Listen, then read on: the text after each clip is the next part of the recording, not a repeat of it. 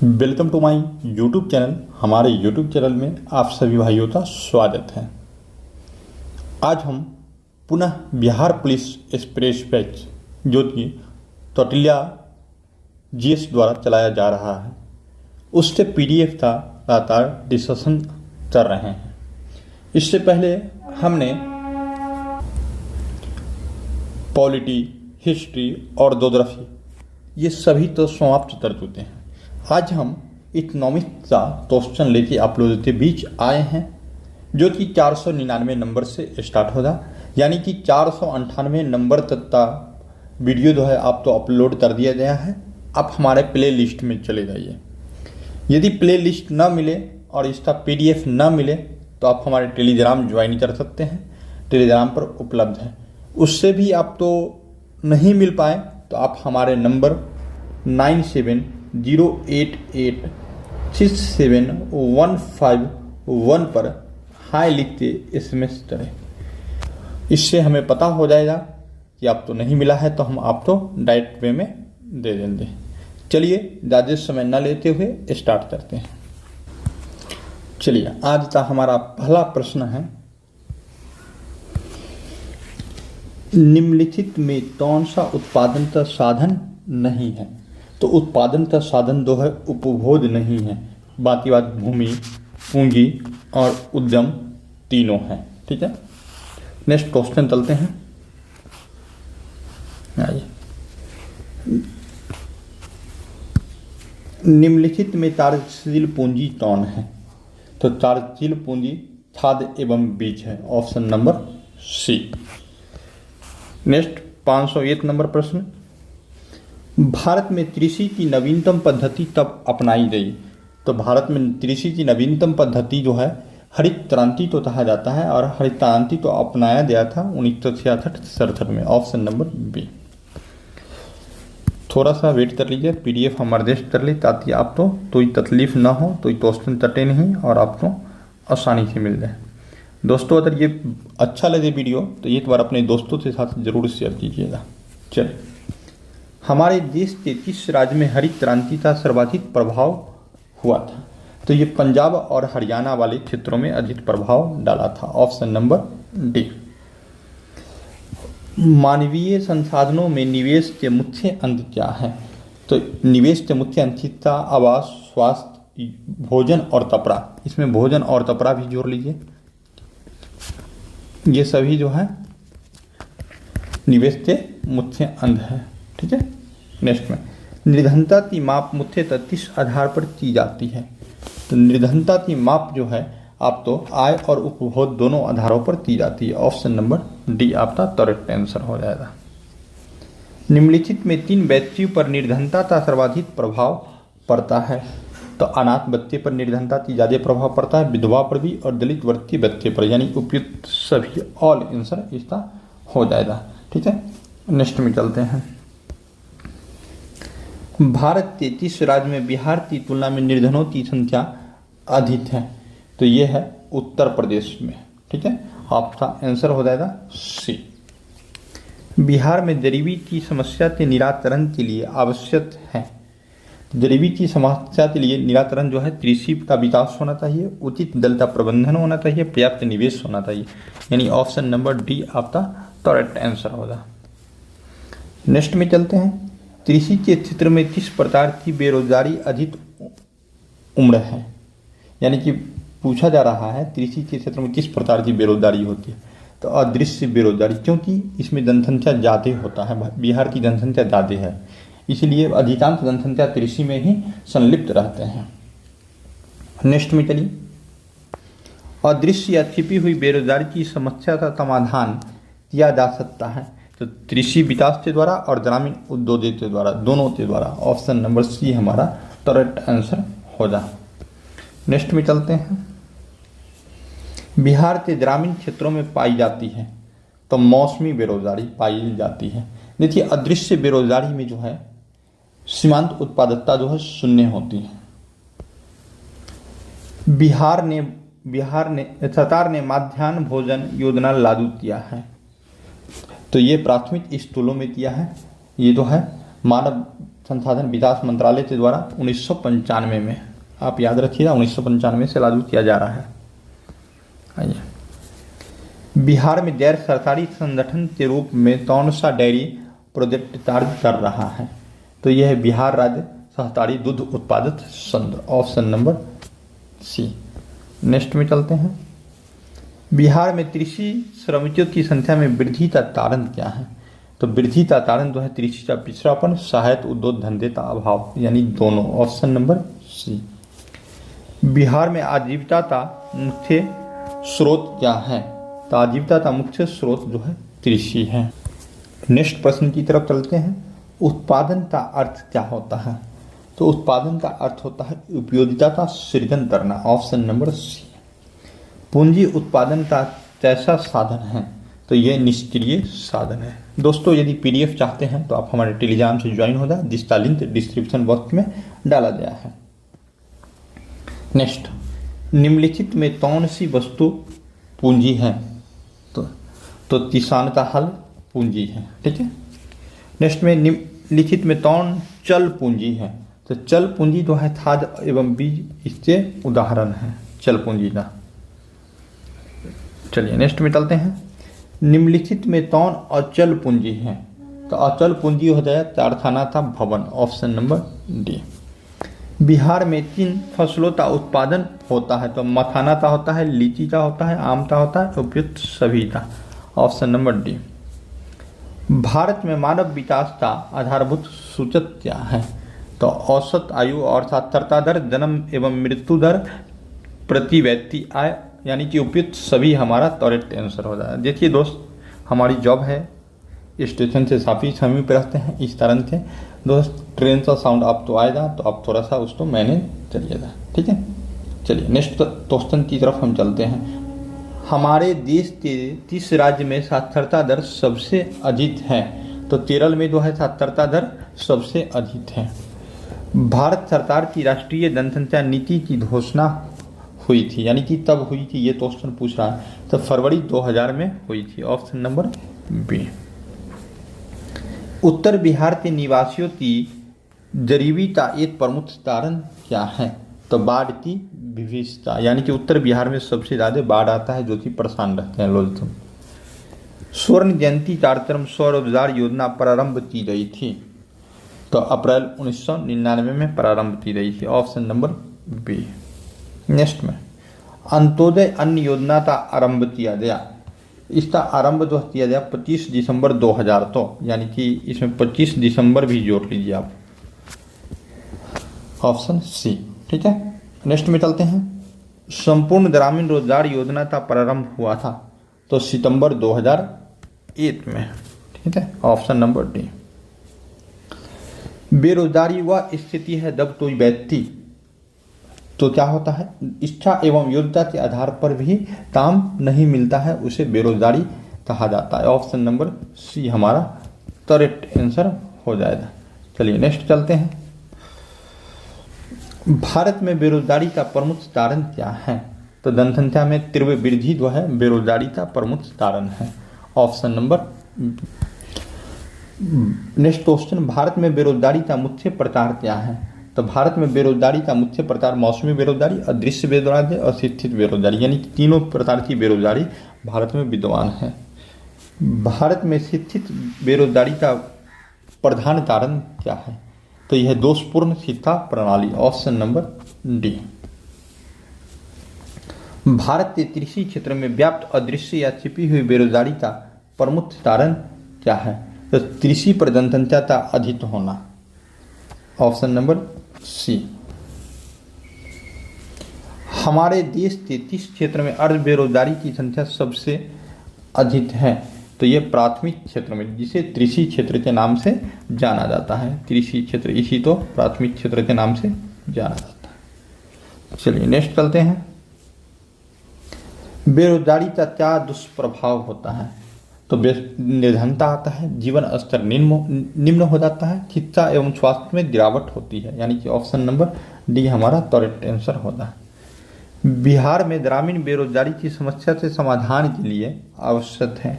तो कृषि का विकास आवश्यक है, ग्राम उद्योगिता विकास आवश्यक है, जनसंख्या पर नियंत्रण, ये तीनों आवश्यक है, यानी कि ऑप्शन नंबर डी हमारा करेक्ट आंसर हो जाएगा। चलिए स्टार्ट करते हैं। सरकार ने राष्ट्रीय ग्रामीण रोजगार गारंटी योजना में कितने दिनों की निश्चित रोजगार देने का प्रावधान किया है? तो ये 100 दिनों तक किया गया है। किसके तहत? मनरेगा के तहत। ठीक है, मनरेगा की शुरुआत 2 अक्टूबर 2009 की, लिख देते हैं 2 अक्टूबर 2009 तो मनरेगा की शुरुआत, मनरेगा। ठीक है, ऐसे हम कैपिटल लेटर में लिखना था, लेकिन हम जैसे हुआ वैसे लिख दिया। उसके बाद नरेगा की शुरुआत 2 फरवरी 2006, 2 फरवरी 2006 तो नरेगा, NREGA। ठीक है, राष्ट्रीय ग्रामीण रोजगार गारंटी अधिनियम लागू हुआ था तो फरवरी 2006 में लागू हुआ। ऑप्शन नंबर ए हमारा करेक्ट आंसर है। चलिए नेक्स्ट क्वेश्चन है, काम के बदले अनाज की राष्ट्रीय योजना आरंभ की गई तो अक्टूबर 2004 में। ऑप्शन नंबर सी। बिहार में सिंचाई के किस साधन पर किसानों की निर्धनता सर्वाधिक है?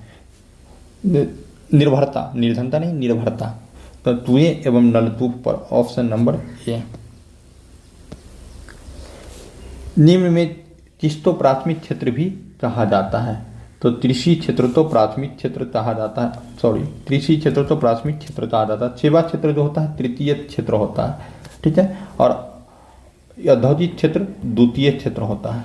इस चीज तो आप याद रखिएगा, आज आपसे पूछा जाएगा।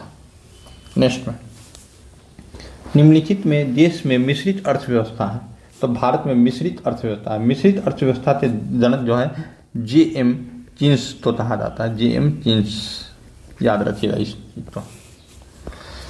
भारत में योजना आयोग का गठन तब किया गया 15 मार्च 1950 को किया गया था।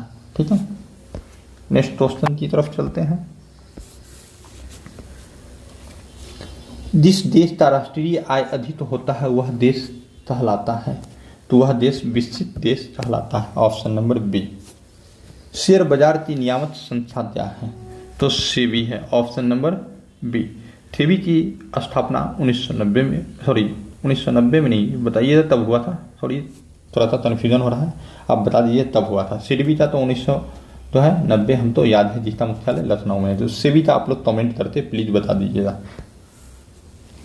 बिहार में जीवन यापन का मुख्य साधन क्या है? तो कृषि है। Option number A. गरीबी कैंसर की तरह होती है किसने कहा था? तो अर्थशास्त्री तुदनेश ने। Option number A. चलिए नेक्स्ट, किस क्षेत्र तो द्वितीय क्षेत्र कहा जाता है? तो उद्योग क्षेत्र तो द्वितीय क्षेत्र कहा जाता है, सेवा क्षेत्र तो तृतीय क्षेत्र कहा जाता है, कृषि क्षेत्र तो प्राथमिक क्षेत्र कहा जाता है। राष्ट्रीय विकास परिषद का गठन तब हुआ था? तो 6 अगस्त 1952 को। देखिए इसमें 6 अगस्त जोड़ दीजिए, 6 अगस्त। नेक्स्ट में, किस अर्थशास्त्री में उत्पादन के साधनों पर किसी व्यक्ति या निजी संस्था का अधिकार रहता है? तो ये पूंजीवादी अर्थव्यवस्था में। Option number A. समाजवादी में सरकार था और मिश्रित में दोनों था। पशुपालन एवं मत्स्य पालन किस क्षेत्र का अंग है? तो ये जो है प्राथमिक क्षेत्र का अंग है। चलिए नेक्स्ट में चलते हैं। निम्नलिखित में कौन सामाजिक संरचना का अंग है?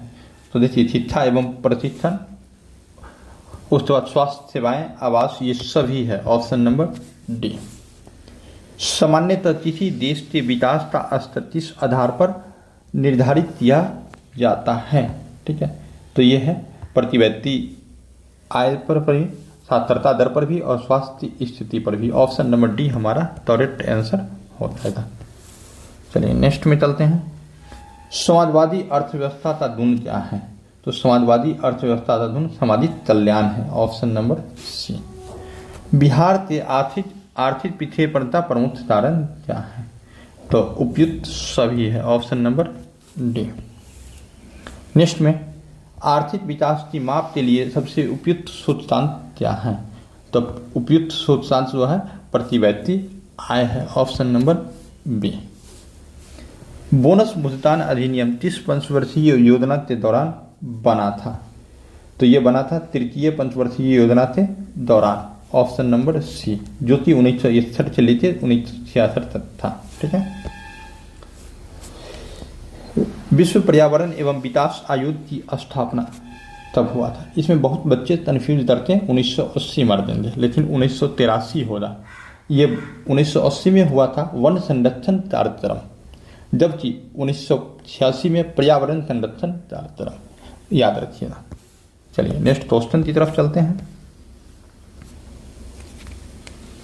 कहता है आर्थिक विकास संबंधित है, तो किससे संबंधित है? तो परिणात्मक परिवर्तन से और गुणात्मक परिवर्तन से, ऑप्शन नंबर सी हमारा करेक्ट आंसर होगा। एक समाजवादी अर्थव्यवस्था में सर्वाधिक बल किस पर दिया जाता है? तो सर्वाधिक बल जो है लोक कल्याण पर दिया जाता है, ऑप्शन नंबर डी। नेक्स्ट, अर्थव्यवस्था के किस क्षेत्र से हरित क्रांति संबंधित है? तो यह है प्राथमिक क्षेत्र से, ऑप्शन नंबर ए। नेक्स्ट में चलते हैं, ऑपरेशन फ्लड क्या है? ठीक है, तो ऑपरेशन फ्लड जो है डेयरी विकास से संबंधित है। श्वेत जो कि श्वेत क्रांति से भी संबंधित है। श्वेत क्रांति के जनक वर्गीस कुरियन तो कहा जाता है। ठीक है। नेक्स्ट में, निम्न में कौन गैर आर्थिक आधारभूत संरचना का अंग है? तो शिक्षा, ऑप्शन नंबर बी। 12वीं पंचवर्षीय योजना का कार्यकाल क्या था? तो 2012 से 17। इसके बाद जो है नीति आयोग आया था। ये 10वीं पंचवर्षीय योजना था 10वीं का कार्यकाल था, और ये 11वीं का था। नेक्स्ट में चलते हैं, निम्न में से कौन विकास सूचकांक का सूचक नहीं है? कौन विकास सूचकांक का सूचक नहीं है? तो देखिए, राष्ट्रीय आय जो है नहीं है, बल्कि यहाँ अगर प्रति व्यक्ति आय होती तो हो जाता। तो हमारा ऑप्शन जो है यही होगा, ऑप्शन नंबर ए। निम्न में कौन द्वितीय आर्थिक क्रिया से संबंधित है? तो ये उद्योग जो है द्वितीय आर्थिक क्रिया से संबंधित है, जैसा कि ऊपर हम बता देते हैं। दोस्त, यदि इसका PDF चाहिए तो आप हमारे टेलीग्राम से जुड़ जाएं, या हमारे नंबर 9708867151 पर कॉल करें। फिर से नंबर हम लिख देते हैं एक बार, इस पर आप जो है कॉल नहीं करें बल्कि SMS करें। चलिए स्टार्ट करते हैं। बिहार के विकास के बिना भारत का विकास संभव नहीं है, यह कथन किसका है? तो यह कथन APJ अब्दुल कलाम का है, ऑप्शन नंबर बी। कृषि का विकास करना किस पंचवर्षीय योजना का मुख्य उद्देश्य था? तो पहली पंचवर्षीय योजना का मुख्य उद्देश्य था, जबकि दूसरी का था भारी आधारभूत उद्योग का। ठीक है। नेक्स्ट प्रश्न, गरीबी रेखा निर्धनता का कैलोरी मापदंड किसने दिया था? तो योजना आयोग ने दिया था, ऑप्शन नंबर बी। नेक्स्ट में, वैश्वीकरण की नीति से किस क्षेत्र को सबसे कम लाभ हुआ है? तो ये कृषि क्षेत्र तो सबसे कम लाभ हुआ है, ऑप्शन नंबर ए। भारत में सर्वप्रथम राष्ट्रीय आय का अनुपात नहीं आकलन तब लगाया गया था। तो ये लगाया था 1868 में दादा भाई नौरोजी के द्वारा। उनकी पुस्तक un British rule in India में, poverty in un British rule in India पूरा नाम है उसका। स्वतंत्रता पूर्व भारतीय अर्थव्यवस्था थी तो कृषि प्रधान थी, ऑप्शन नंबर ए। आर्थिक एवं मौद्रिक विकास एक दूसरे के हैं, क्या है भाई? तो पूरक है, ऑप्शन नंबर ए। नेक्स्ट में, श्रम का पारिश्रमिक है ब्याज, श्रम का पारिश्रमिक ब्याज है। ठीक है, ऑप्शन नंबर ए। नेक्स्ट में चलते हैं। अब तथा पूंजी का पारिश्रमिक क्या है? तो पूंजी का श्रमिक ब्याज है। ऑफ 1 मिनट, थोड़ा सा हम इधर गलती लगा दिए शायद। श्रमता मजदूरी हो जाएगा, सॉरी, यही ना, श्रमता मजदूरी हो जाएगा। दोनों दोस्तों ने एक साथ आया तो याद हो जाए। सॉरी दोस्तों, तभी तभी होता है कि भूल जाते हैं। हम तो सॉल्यूशन किए नहीं हैं और नहीं किसी प्रकार की हम तलाश लिए हैं, बस मुझे PDF किसी बच्चे के द्वारा उपलब्ध होता है तो उसका हम वीडियो बना देते हैं। और हम धन्यवाद देते हैं प्रदीप सर का, जो कि इस तरह का PDF बच्चे तो दिए।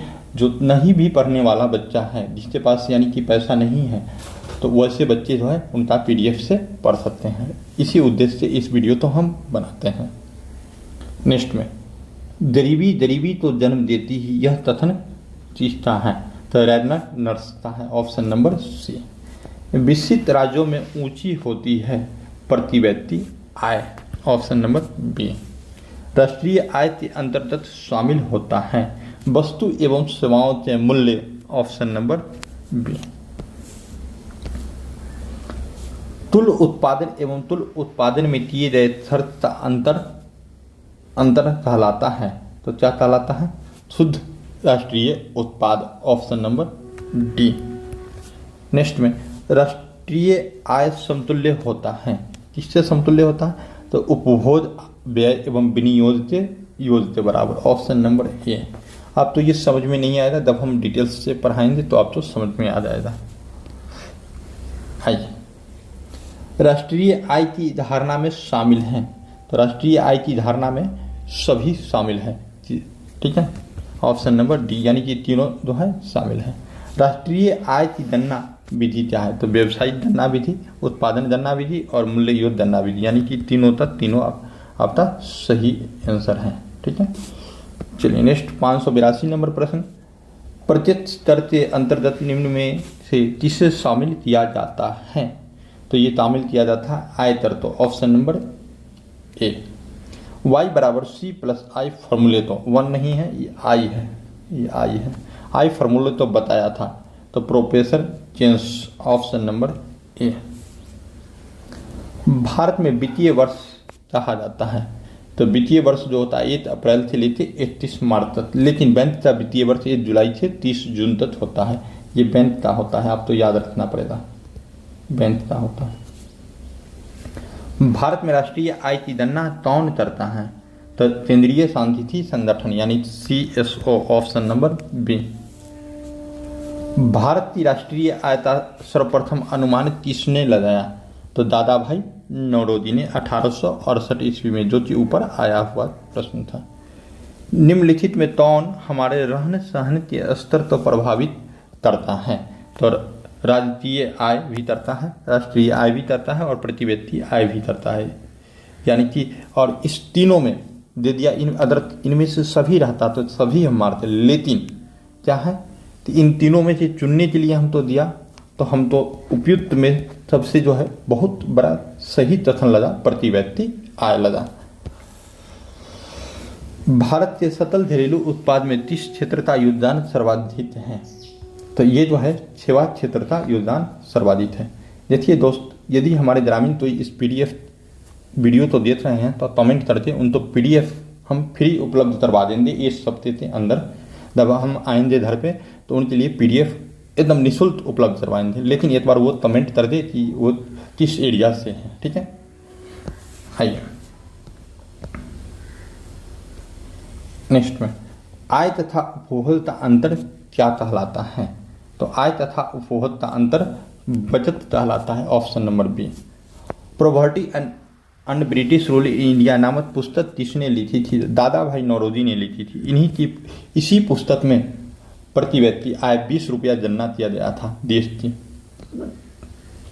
भारत में प्रथम औद्योगिक नीति की घोषणा तब हुई। देखिए, आप तो इसका आंसर जो है आयोग एक बार जब दिया था तो 1949 दे दिया था, लेकिन ये 1948 होगा, ठीक है। तो 1948 आप तो याद रखना है, NCERT के अनुसार होता है। लेकिन द्वितीय जो है औद्योगिक नीति 1956 में आया था। तो इस तरह से आप तो याद रखना, यानी कि गलत तो भी हम सही तरह से हम अपलोड तो बता देते हैं। प्रोफेसर PC महालनोबिस की अध्यक्षता में किसका गठन किया गया था? तो गठन किया गया था राष्ट्रीय आय समिति का, ऑप्शन नंबर सी, जो कि 1949 में था। नेक्स्ट, निम्न में से किस देश की मुद्रा रुपया है? तो नेपाल, भारत और पाकिस्तान, ये तीनों की मुद्रा जो है रुपया है, ऑप्शन नंबर डी। आर्थिक विकास की जिस क्रिया से समाज के सभी वर्गों का जीवन स्तर ऊंचा हो जाए कहलाती है? समावेशी विकास जो कि द्वितीय पंचवर्षीय योजना का लक्ष्य भी था। Option number B. नेक्स्ट में चलते हैं। सकल घरेलू उत्पाद में सबसे कम योगदान किस क्षेत्र का है? तो प्राथमिक क्षेत्र का है। सबसे ज्यादा योगदान जो है तृतीय क्षेत्र का है, मैक्सिमम योगदान है। प्लास्टिक मुद्रा है, क्या है? तो डेबिट कार्ड प्लास्टिक मुद्रा का एक प्रकार है, ठीक है। आजकल क्रेडिट कार्ड भी आने लगा है लेकिन ऑप्शन में नहीं है, इसलिए हम उसको नहीं डाले हैं। आधुनिक युग की पद्धति का श्रेय मुद्रा तो ही है, यह कथन किसका है? तो यह कथन जॉन मार्शल का है। ऑप्शन नंबर प्रोफेसर मार्शल था। जॉन मार्शल अलग चीज है, प्रोफेसर मार्शल अलग चीज है, ठीक है। वस्तु विनिमय प्रणाली में विनिमय होता है तो वस्तु से, ठीक है, जो विनिमय रहेगा उसी से विनिमय होगा। नेक्स्ट में चलते हैं। निम्न में कौन सात मुद्रा का उदाहरण है? तो बैंक ड्राफ्ट जो है सात मुद्रा का उदाहरण है। Option number B. मुद्रा की आवश्यकता तो पूरा करने में जरूरत होती है, किसकी जरूरत होती है? संसाधनों की जरूरत होती है। आपको ऑप्शन नंबर बी पर है। मुझे याद रहता है, प्रश्न याद रहता है क्योंकि बच्चे तो हम पढ़ाते रहते हैं, लेकिन ऑप्शन ढूंढने में ही टाइम लग जाता है। निम्नलिखित में कौन सा संस्थान भारत में मुद्रा जारी करने के लिए अधिकृत है? तो reserve bank of India. Option number A. निम्नलिखित में कौन सा मुद्रा एक आधुनिक रूप नहीं है? मुद्रा का आधुनिक रूप नहीं है, तो इनमें से कोई ऐसा नहीं है जो मुद्रा का आधुनिक रूप नहीं है, सभी मुद्रा का आधुनिक रूप है। रूस की मुद्रा का नाम क्या है? रूबल। देखिए एनसीईआरटी में ये चीज बहुत ही गहराई से पढ़ना है, तो इसको आप 2-4 प्रश्न और लेके प्रैक्टिस कर लीजिएगा। यदि आप हमारे चैनल को सब्सक्राइब करते हैं तो आज न चल हम इस पर वीडियो डाल देंगे जो कि आप लोगों को प्राप्त हो जाएगा। चलिए नेक्स्ट प्रश्न चलते हैं। प्रारंभिक अवस्था में मनुष्य अपनी आवश्यकता की पूर्ति करते थे तो विनिमय के माध्यम से करते थे, ठीक है, विनिमय के माध्यम से करते थे। और किस द्वारा करते थे? यानी कि वस्तु आदान प्रदान के द्वारा। Option number B. मुद्रा का प्राथमिक कार्य कौन सा है? तो विनिमय का माध्यम। Option number D. नेक्स्ट चलते हैं। निम्नलिखित में विधि दराहें मुद्रा है, तो नोट एवं सिक्के एक विधि दराहें मुद्रा का उदाहरण है। मुद्रा के प्रयोग से किसको प्रोत्साहन मिला है? तो बचत को भी प्रोत्साहन, लेन देन का भी प्रोत्साहन, पूंजी निर्माण का भी प्रोत्साहन मिला है, यानी ऑप्शन नंबर डी हमारा करेक्ट आंसर होगा। मुद्रा वह धुरी है जिसके चारों ओर अर्थ विज्ञान घूमता है, यह किस अर्थशास्त्री का कथन है? तो यह जो है प्रोफेसर मार्शल का कथन है। ऑप्शन नंबर सी, ठीक है। नेक्स्ट में मुद्रा वह है जो मुद्रा का कार्य करती है, मुद्रा की यह परिभाषा किसने दिया था? Option number C. तीसरा चैप्टर क्लास 10th में ये पढ़ना है आपको। भारत में करेंसी नोट कौन जारी करता है? तो रिजर्व बैंक ऑफ इंडिया। वित्तीय संस्थान पूरा करते हैं, क्या पूरा करते हैं? तो ऋण संबंधी जरूरतों तो पूरा करते हैं। Option number C. नेक्स्ट में चलते हैं। अर्ध सरकारी वित्तीय संस्था है क्षेत्रीय ग्रामीण बैंक। Option number A. चलिए भारत की वित्तीय राजधानी किस शहर तो कहा जाता है? मुंबई। तो कई बार क्लास 10th में पूछा गया प्रश्न है। भारतीय पूंजी बाजार का अंग नहीं है, तो यह है सहकारी बैंक। ऑप्शन नंबर सी। भारतीय बैंकिंग प्रणाली के शीर्ष पर है, तो रिजर्व बैंक ऑफ इंडिया। राष्ट्रीय कृषि एवं ग्रामीण विकास बैंक की स्थापना तब हुई थी?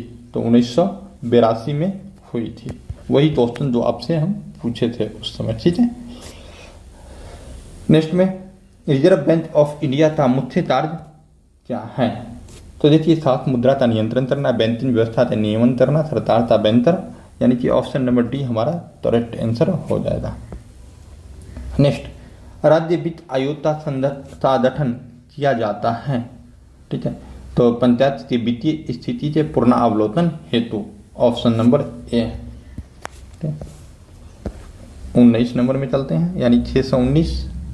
केंद्रीय सहकारी बैंक किस स्तर पर काम करता है? तो जिला स्तर पर काम करता है। भारत में मौद्रिक नीति का निर्माण कौन करता है? तो ये भारतीय रिजर्व बैंक, जिसको आरबीआई भी कहा जाता है शॉर्ट में। नरेगा बनाई गई थी, तो नरेगा क्यों बनाई गई थी? 2 अक्टूबर 2009 में बनाई थी ग्रामीण क्षेत्रों के लिए,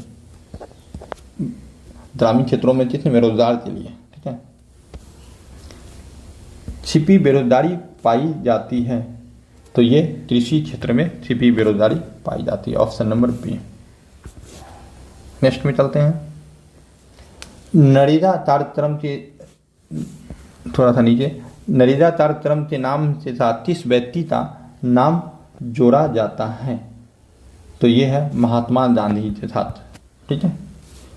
आइए, काम के बदले अनाज योजना कब लागू किया गया? नवंबर 2004 में, ऑप्शन नंबर सी। नेक्स्ट में, उदारीकरण प्रतिबंध तो हटाती है, किसकी प्रतिबंधों तो परमिट, लाइसेंस और कोटा संबंधी प्रतिबंधों तो हटाती है। इस तरह से आप दोस्तों देख सकते हैं हमारा जो है ये पूरा हुआ। यहाँ से फिजिक्स स्टार्ट होता है, जो कि हम करेंगे नेक्स्ट वीडियो में। आप लोगों से नम्र निवेदन है इस वीडियो को शेयर करें।